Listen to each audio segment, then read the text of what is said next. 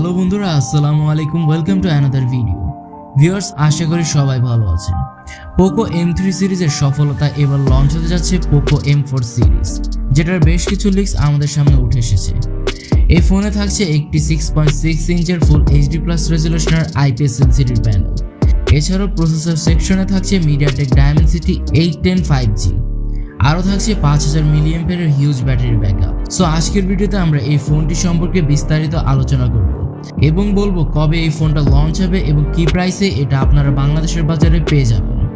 So full ভিডিওটি দেখুন। পুরো ভিডিওতে আমি মাইন থাকছি আপনাদের সাথে, অ্যান্ড আপনারা দেখছেন tech talk with mine. Video শুরু হওয়ার আগে যারা এখন আমাদের চ্যানেলটি সাবস্ক্রাইব করেননি তারা এখনই সাবস্ক্রাইব করে পাশে থাকা বেল আইকনটি প্রেস করে দিন, যেন আমাদের পরবর্তী ভিডিওগুলো মিস না হয়।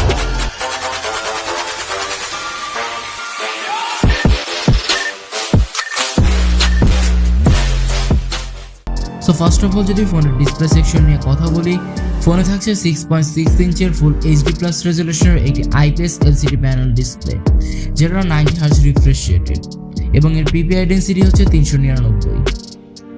90 Hz রিফ্রেশ রেট, ফুল HD+ রেজলিউশন, এই সকল ইস্যু থাকাতে ফোনটার ডিসপ্লে কোয়ালিটি কিন্তু অসাম হতে চলেছে। এছাড়াও আপনারা যারা প্রচুর গেমিং করবেন তারা কিন্তু বেশ কমফোর্টেবল ফিলই পেয়ে যাবেন। এছাড়াও আমরা সবাই জানি যে পোকো সিরিজের ফোনগুলো বেশ গেমিং টাইপের ফোনই হয়ে থাকে। ফোনের OS হিসেবে থাকছে Android 11 এবং ব্যাক হ্যান্ডে থাকছে Xiaomi UI 12.5 এবং এর চিপসেট হিসেবে থাকছে MediaTek Dimensity 810 5G, যা একটি 6 nm বেসড অক্টা-কোর প্রসেসর এবং এর ক্লক স্পিড হচ্ছে 2.4 GHz। বেসিক্যালি MediaTek Dimensityর এই চিপসেটটা খুব একটা গেমিং চিপসেট না হলেও মোটামুটি মানের গেমিং আপনারা খুব স্বাচ্ছন্দ্যেই করতে পারবেন। এছাড়াও আমরা পূর্বে বেশ কিছু ফোনে এই চিপসেটটা দেখেছি এবং এর গেমিং পারফরমেন্সটাও খুব ভালোই পেয়েছি। এই ফোনে জিপিইউ হিসেবে থাকছে Maeen G57 MC2। ফোনের মোট 3টি স্টোরেজ ভ্যারিয়েন্ট রয়েছে, 4GB RAM 128GB ROM, 6GB RAM 128GB ROM এবং 8GB RAM 256GB ROM। ফোনের ডান পাশে থাকছে এর পাওয়ার বাটন এবং এর পাওয়ার বাটনে থাকছে এর ফিঙ্গারপ্রিন্ট সেন্সরটি। এছাড়াও নিচে আসলে পেয়ে যাবেন speaker grill, USB Type-C charging port এবং 3.5mm হেডফোন জ্যাক। আরও থাকছে নয়েজ ক্যান্সেলেশন মাইক। সব থেকে মজার বিষয় হচ্ছে যে এই ফোনে কিন্তু স্টেরিও স্পিকার দেওয়া রয়েছে, সো ফোনের সাউন্ড কোয়ালিটি কিন্তু মাথা নষ্ট হতে চলেছে। এবার যদি ফোনের ক্যামেরা প্যানেল নিয়ে কথা বলি, ফোনে থাকছে ডুয়াল ক্যামেরা সেটআপ, যার মেইন ক্যামেরা হিসেবে থাকছে 50 মেগাপিক্সেলের একটি ওয়াইড ক্যামেরা এবং থাকছে একটি 8 মেগাপিক্সেলের আলট্রা ওয়াইড ক্যামেরা। সো আপনারা কিন্তু এই ফোনে কোনো ম্যাক্রো কিংবা ডেপথ সেন্সর পেয়ে যাচ্ছেন না, যেটা আমার কাছে খুব একটা খারাপ লাগেনি, মোটামুটি ভালোই। যেহেতু একটা আলট্রা ওয়াইড ক্যামেরা দেওয়া রয়েছে, সো ফোনের ক্যামেরা পারফরমেন্সটা খুবই ভালো হবে। ফ্রন্টে আসলে পেয়ে যাবেন একটি 16 মেগাপিক্সেলের সেলফি ক্যামেরা এবং ব্যাক এবং ফ্রন্ট দুটি ক্যামেরা দিয়ে আপনারা 1080p 30fps এর রেকর্ড করতে পারবেন।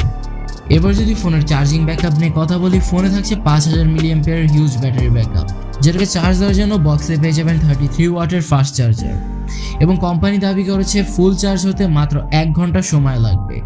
তো এবার আমাদের দেখার পালা যে ফোনটা আসলেই কি 1 ঘন্টায় ফুল চার্জ হয় কিনা, যেটা হয়তো বাংলাদেশের বাজারে আসলে আপনারা শিওর দেখতে পারবেন। অ্যান্ড একটা হিউজ ব্যাটারি ব্যাকআপ থাকার কারণে ফোনে কিন্তু আপনারা লং টার্ম গেমিংও করতে পারবেন। সো ভিউয়ার্স, ফোনটা অফিসিয়ালি বাংলাদেশে এই মাসের মাঝ দিকে লঞ্চ হওয়ার সম্ভাবনা রয়েছে, কিংবা 9 থেকে 10 তারিখের মধ্যে লঞ্চ হতে পারে এবং ফোনটার প্রাইস হতে পারে 17 থেকে 18,000 টাকা, কিংবা এর কিছুটা কম বেশিও হতে পারে। সো আপনাদের যাদের বাজেট রয়েছে 17 থেকে 18,000 টাকা কিংবা এর আশপাশে, তারা কিন্তু নির্দ্বিধায় এই ফোনটা কিনে নিতে পারেন, কারণ একদিকে তো আপনারা এই ফোনে ভালো একটা গেমিং পারফরমেন্স পেয়ে যাবেন, এছাড়াও থাকছে 5000 mAh হিউজ ব্যাটারি ব্যাকআপ, আরও থাকছে 50 মেগাপিক্সেলের ক্যামেরা। সো ওভারঅল দিক থেকে বলতে গেলে ফোনটা কিন্তু অনেক ভালো একটি ফোন। অ্যান্ড আপনাদের কাছে ফোনটার কোন পার্টটা সব থেকে বেশি ভালো লেগেছে সেটা কিন্তু অবশ্যই কমেন্ট সেকশনে জানিয়ে দেবেন। আমার কাছে পার্সোনালি এই ফোনের ক্যামেরা প্যানেলটা খুবই ভালো লেগেছে। তো ভিউয়ার্স, আজকের ভিডিওটি ছিল এই পর্যন্তই। দেখা হবে পরবর্তী কোনো ভিডিওতে।